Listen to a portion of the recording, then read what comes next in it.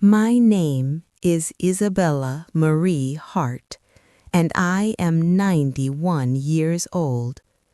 I have lived long enough to forget the things I wanted to forget, but not him. Never him.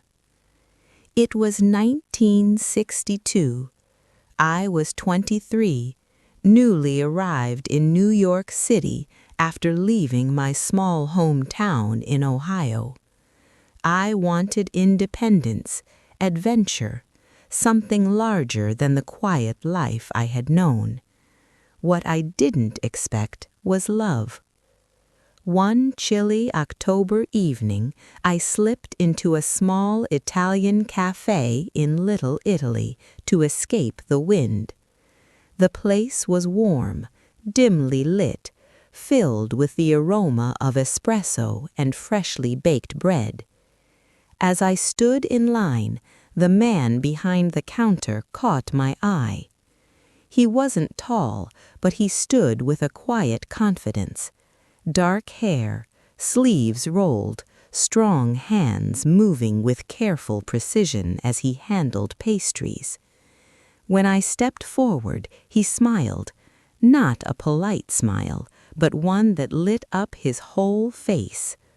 "Buonasera," he said. I blinked. I don't speak Italian." He laughed gently, touching his chest. "Marco," he said. Then, pointing at me, "You?" "Isabella." He repeated it softly, as if tasting the name. "Isabella." My cheeks warmed. He handed me my coffee, but when I reached for my wallet, he shook his head. "No, gift." Then he pointed to his heart. "From here." I left the cafe that night feeling seen for the first time in a long time.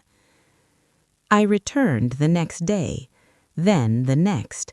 I told myself it was for the coffee, but it wasn't. Marco and I built a bridge out of gestures, smiles, broken English, and scribbled notes on napkins. He was 27, from southern Italy, working to support his family back home. His immigration status was temporary, always uncertain, but he carried hope in his eyes, hope and something else, something warm and quiet that only grew stronger as weeks passed. One chilly October evening, he invited me to sit at a tiny table in the corner. He poured espresso for both of us, hands trembling slightly. "You beautiful," he said shyly, then shook his head fiercely. "No, no, not word." He touched his chest. "You inside beautiful." My cheeks warmed. I reached across the table and touched his hand. The electricity of that moment, the honesty of it, settled into my bones. He squeezed my fingers gently. We stayed like that, two people connected without perfect words. Winter came. New York grew colder, but my life felt warmer than it ever had. Marco and I began walking together after his shift, through Little Italy, past twinkling lights, past vendors shouting in languages I didn't know. He told me stories of his home, the olive trees, the sea, his mother singing, his dream to bring her to America one day. I told him about my quiet hometown, my strict parents, and my longing to live a life I could finally choose. He stopped walking. "So choose," he said softly. "Choose me?" My breath caught. "Yes," I whispered. He kissed me for the first time under a street lamp, gentle, hesitant, reverent, as if afraid to break the moment.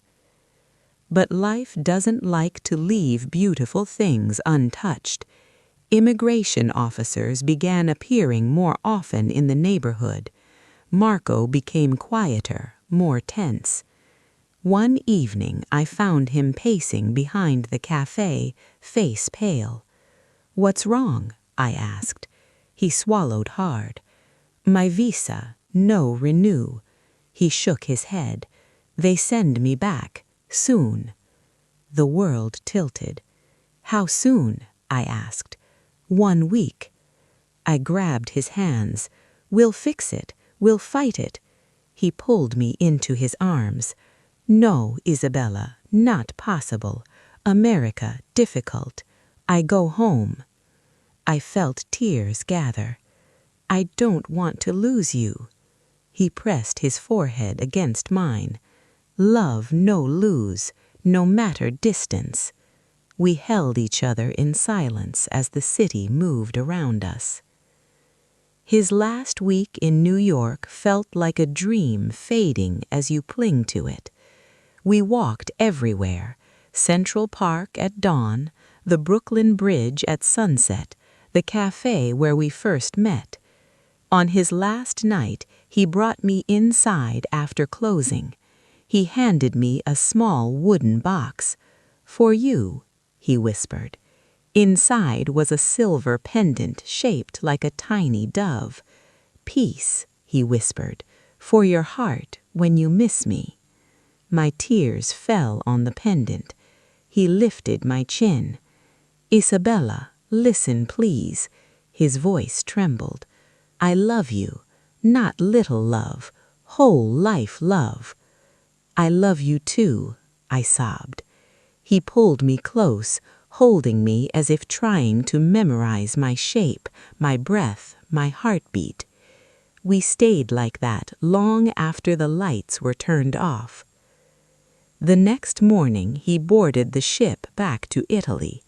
I stood on the pier watching him grow smaller, first a figure, then a shadow, then nothing. He waved until I could no longer see him. I wore the dove necklace every day afterward. We wrote letters, dozens of them, but international mail was slow, unreliable, expensive. Eventually, the letters came less often. Then they stopped.